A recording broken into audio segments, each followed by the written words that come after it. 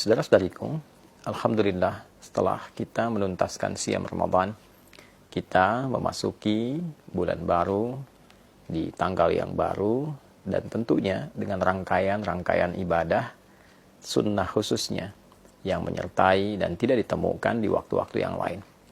Syawal adalah bulan spesial saat hari pertamanya selain melepaskan kita dengan rangkaian ibadah Ramadan, juga menghadirkan rangkaian ibadah sunnah-sunnah yang hanya ditunaikan di waktu itu saja. Mulai dari sholat Idul Fitri di hari yang pertama, memperbanyak takbir, membangun dan mengeratkan silaturahim, dan disusul pada hari-hari berikutnya dengan menu-menu sunnah yang tentu melahirkan keistimewaan yang tidak sama dengan waktu-waktu lainnya. Alhamdulillah, ada satu informasi penting yang disampaikan oleh sahabat Abu Ayyub Al-Ansari radhiyallahu ta'ala anhu, yang informasi ini dirangkum oleh Imam Muslim rahimahullah dalam kitab beliau Sahih Muslim nomor hadis 1164. Informasi ini bersambung hingga ke Rasulullah SAW saat beliau bersabda, "Man shama Ramadana wa atba'ahu sittan bin Syawal faka'annama yasumud dahra." Siapapun yang menunaikan puasa Ramadan. Ingat, puasanya dirangkaikan dengan apa? Ramadan. Man shama Ramadana. Siapapun yang menunaikan puasa Ramadan. Thumma atba'ahu sittan bin Syawal. Lalu diikuti dengan menunaikan puasa sunnah di bulan Syawal sebanyak 6 hari. Nah, 6 hari ini bisa dilakukan berturut-turut. Tapi kalau Anda pun menginginkan waktunya terpisah karena ada kegiatan-kegiatan lain yang tidak bisa ditinggalkan, misalnya membangun silaturahim, ada acara halal bihalal yang mempertemukan banyak kalangan untuk mengeratkan kembali silaturahim, membangun ibadah sosial yang tingkatannya juga cukup tinggi, maka boleh dijeda yang kemudian Anda bisa dilakukan, misalnya kesempurnaannya sampai bahkan terbentang di akhir Syawal. Jadi jika Anda memulai misal di tanggal yang ketiga, maka 3, 4, 5.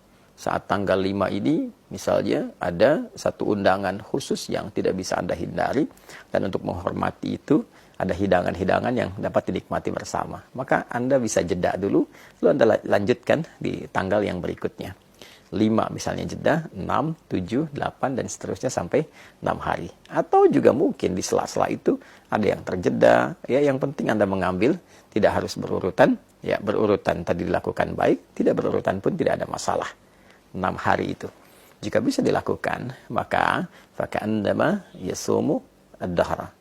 Maka seakan-akan orang yang menyempurnakan puasa Ramadan ditambah dengan 6 hari di bulan Syawal itu, faka'annama yasumud dahra, seakan-akan dia menyempurnakan puasa sepanjang tahun. Ada sebagian ulama yang melogikakan dengan menghitung dengan pendekatan jika kita menunaikan puasa di bulan Ramadan selama sebulan, baik 29 ataupun 30 hari, dikalikan setiap harinya 10 kebaikan. Dasar hukum 10 itu bisa diambil misalnya di Al-Quran surah yang ke-6 Al-An'am ayat 160. Man jaa'a bil hasanati falahu asyru amthaliha. Siapapun yang menunaikan perbuatan baik yang bernilai ibadah, maka dia mendapatkan padanan pahala. Setiap ibadah itu setidaknya 10 kebaikan. Ya. Jadi kalau satu pekerjaan baik, nilainya paling sederhananya, paling kecilnya ada 10, maka dikalikan dengan 10 itu. 29 atau 30 hari dikalikan 10. Maka didapatkan 290 atau 300. Lalu 6 dikalikan dengan 10, maka didapati 60. Jika Anda jumlahkan 290 tambah 60, ambil yang paling terkecil ya misalnya, maka mendapatkan 350. 350 ini kalau pendekatannya bulan Hijriyah, bukankah sangat mendekati hitungan setahun secara umum ya? Ya kan? 350 sekian. Ya, kan orang Arab suka membulatkan itu. Kalau ada 42 disebut al-arba'in. Ya demikian, ketika Anda misalnya menunaikan 30, dikalikan 10, 300 tambah 60, 360. Ya. Nah, kalaupun dihitung menggunakan pendekatan Hijriah ataupun pendekatan Masehi, tentu ini secara umumnya dinilai sebagai bilangan setahun penuh. Nah, itu yang dimaksudkan. Nah, yang kedua, ada yang sangat menarik.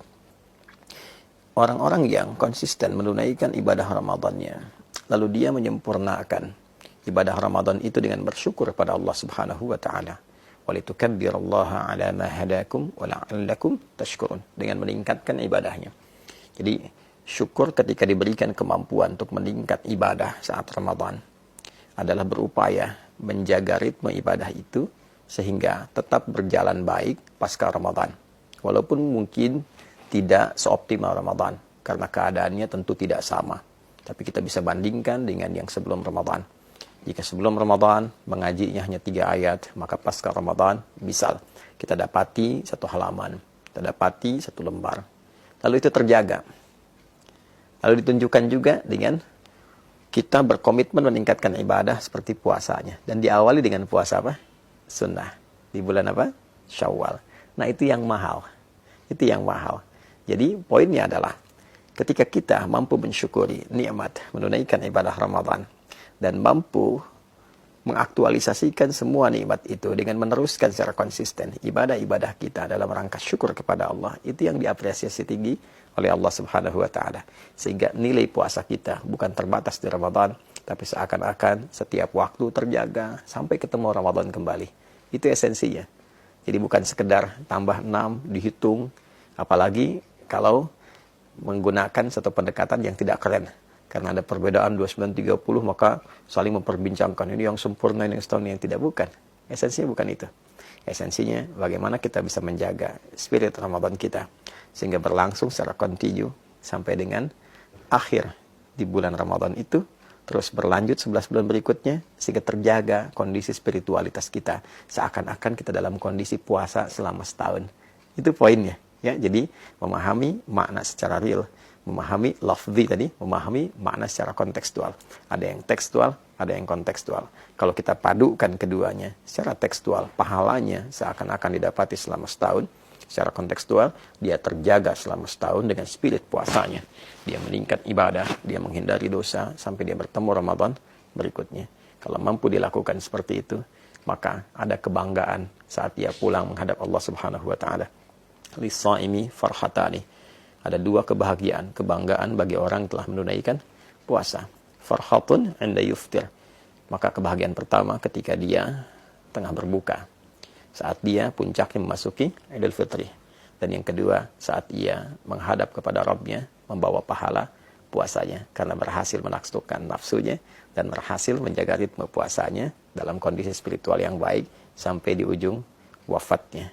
Semoga kita semua digolongkan pada golongan-golongan terbaik yang mampu menjaga ritme ibadah kita pasca Ramadan, meningkatkan kemampuan terbaik kita dalam mengabdi kepada Allah dimulai di bulan Syawal ini, dan insya Allah wafat dalam keadaan husnul khatimah.